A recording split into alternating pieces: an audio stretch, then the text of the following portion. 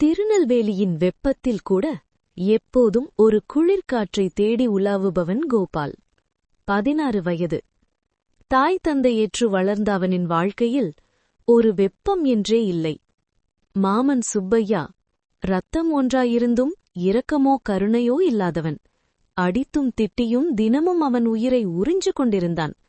அவன் குழந்தை மனசு அடிபடும் சத்தத்தையும் அவமதிக்கப்படும் கணங்களையும் பழகிக் கொண்டிருந்தது.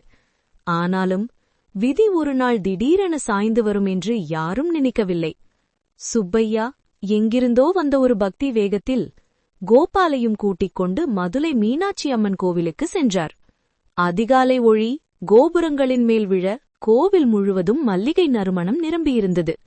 ஆயிரக்கணக்கான அடிகளின் சப்தத்திலேயே கோபாலின் இருதயம் மட்டும் துடித்துக் கொண்டிருந்தது.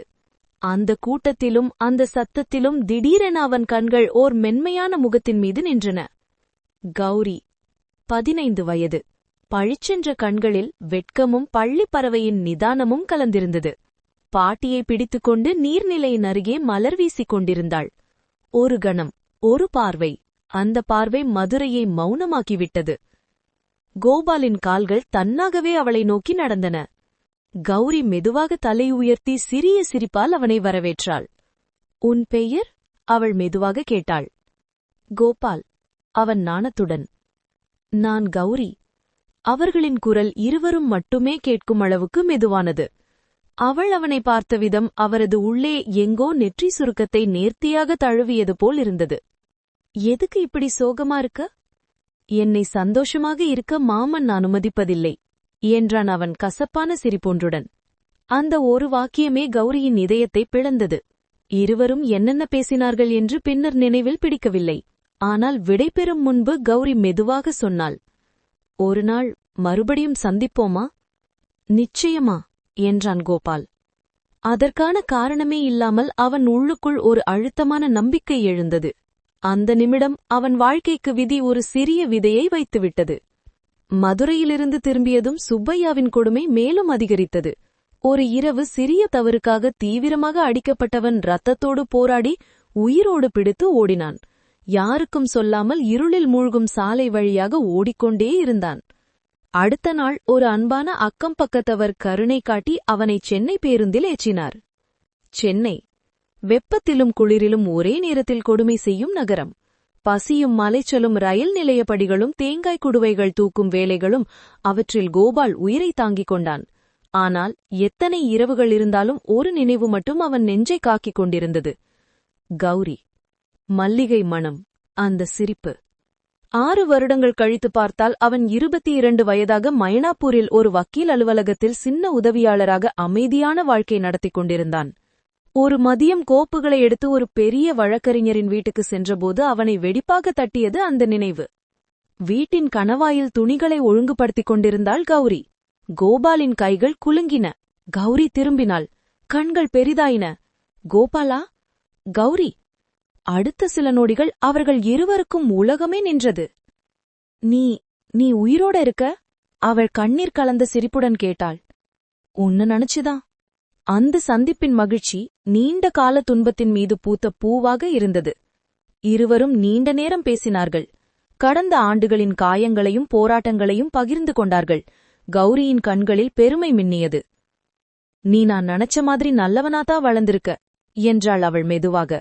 அந்த மாலை ஒளியில் அவர்களின் இதயங்கள் மீண்டும் சந்தித்து ஒன்றாக துடிக்கத் தொடங்கின. அந்த வீட்டின் தலைவன் ஸ்ரீனிவாசன் கோபாலின் நேர்மையை பார்த்து பெரிதும் மதித்தார். இந்த வீட்டிலேயே இரு, இனி நீ என் குடும்பம் என்றார். அது ஆசிர்வாதமல்ல, அது விதியின் வலையில் விழுந்த முதல் முடிச்சு. அவருடைய மகள் லக்ஷ்மி பிறந்த முதல் கேட்கவும் பேசவும் முடியாத ஒரு மெல்லிய கண்களை சிரிப்பால் நிரம்பிய ஒரு பெண். கோபாலை முதலில் பார்த்த நொடியில் காதலித்துமிட்டாள். கோபாலின் ஒவ்வொரு புன்னகையும் ஒவ்வொரு கருணையும் அவளது இதயத்தில் ஒரு ஒளி கொளுத்தியது. அவன் அவளுக்கு சித்தப்பா மாதிரி நட்பு காட்டினான். ஆனால் அவள் அதை காதலாக ஏற்றுக்கொண்டாள். ஒரு நாள் ஸ்ரீனிவாசன் திடீரென அறிவித்தார், அடுத்த மாதம் கல்யாணம், லக்ஷ்மியோட வாழ்க்கை. கோபால் திகைத்தான். சார், இது என் மகளுக்கு நீயே வாழ்க்கை, நீ மறுக்க முடியாது. கோபாலின் தொண்டை உலர்ந்தது. நன்றி சொல்ல வேண்டியவர் எடுத்த முடிவை அவர் மறுக்க முடியவில்லை. அந்த இரவு கௌரி மாடியில் நின்று காலே கண்கலங்கினாள். உன்னை நான் காப்பாற்றணும்னா நான் பக்கத்திலிருந்து விலகணும் போலிருக்கு என்றாள் அவள், குரல் நடுங்க. நான் காதலிக்கிறவள் நீதான் என்றான் கோபால். ஆனா உன்னை நான் இழக்கிறேன். அந்த வாக்கியம் தனியே ஒரு மரணம் போலிருந்தது. தன்னை ஒடுக்கிக் கொண்டு கௌரி லக்ஷ்மியின் மகிழ்ச்சிக்காக வேலை செய்தாள். அவளுக்கு ஆடை போட கற்றுக் கொடுத்தாள். சைகை மொழி கற்பித்தாள். கோபால் எவ்வளவு நல்லவன் என்று சொல்லிக் கொண்டிருந்தாள். அவள் ஒவ்வொரு உதவியும் அவள் இதயத்தை காயப்படுத்திக் கொண்டே இருந்தது. லக்ஷ்மியின் பாட்டி இறக்கும் முன் ஸ்ரீனிவாசனிடம் ஒரு உறுதி வாங்கினாள். கோபால் லக்ஷ்மியை ஒருபோதும் விட்டுப் போகக்கூடாது என்று. அந்த உறுதியே அவர்களின் வாழ்க்கையை முற்றிலும் திசை மாற்றியது. பாட்டி இறந்தபின் லக்ஷ்மியின் மனம் சற்று கெட்டுப்போனது.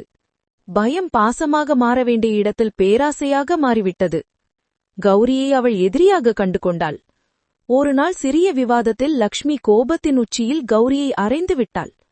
கௌரி அதிர்ச்சியுடனும் அவமானத்திலும் துயரத்திலும் வீட்டை விட்டு ஓடிவிட்டாள்.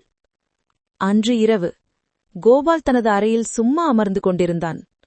கௌரிக்கு இரங்கலும், லக்ஷ்மிக்கு கருணையும், ஸ்ரீனிவாசனுக்கு நன்றியும், இந்த 3 உணர்ச்சிகளும் அவன் இதயத்தை பிளந்தது.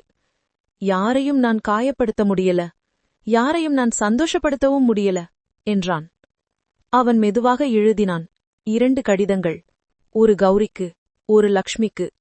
அவன் மனம் மேலும் தாங்கவில்லை. அந்த இரவு அவன் தன் வாழ்க்கையை முடித்துக் கொண்டான். அடுத்த நாள் காலை அந்த வீடு முழுவதும் உடைந்த கண்ணாடி போல் ஆனது. கௌரி கதறி தரையில் விழுந்தாள். லக்ஷ்மி தன் குரல்வற்ற அலறலில் வீட்டை உலுக்கினாள். ஸ்ரீனிவாசன் மண்ணாகி நின்றார். அன்று இரவு நட்சத்திரங்கள் நிரம்பிய வானத்தின் கீழ் கௌரியும் லக்ஷ்மியும் இருவரும் பக்கத்தில் அமர்ந்தனர். 2 இதயங்களும் ஒரே மனிதனால் உடைக்கப்பட்டிருந்தன. கௌரி லக்ஷ்மியின் தோளில் கை வைக்க, லக்ஷ்மி குழந்தை போல் அழுதாள். வானத்தை பார்த்தபடி அவர்கள் ஒரு விஷயம் மட்டும் உணர்ந்தன. சில காதல்கள் அதிகம் தூய்மையானவை. அதனால்தான் அவை நீண்ட நாள் நிலைக்க மாட்டேன்கிறது. அவை எரிய எரிய ஒரு கணத்தில் முடிந்துவிடும். ஆனால் அந்த ஒரு கணம் ஒரு முழு வாழ்க்கையை மிஞ்சும்.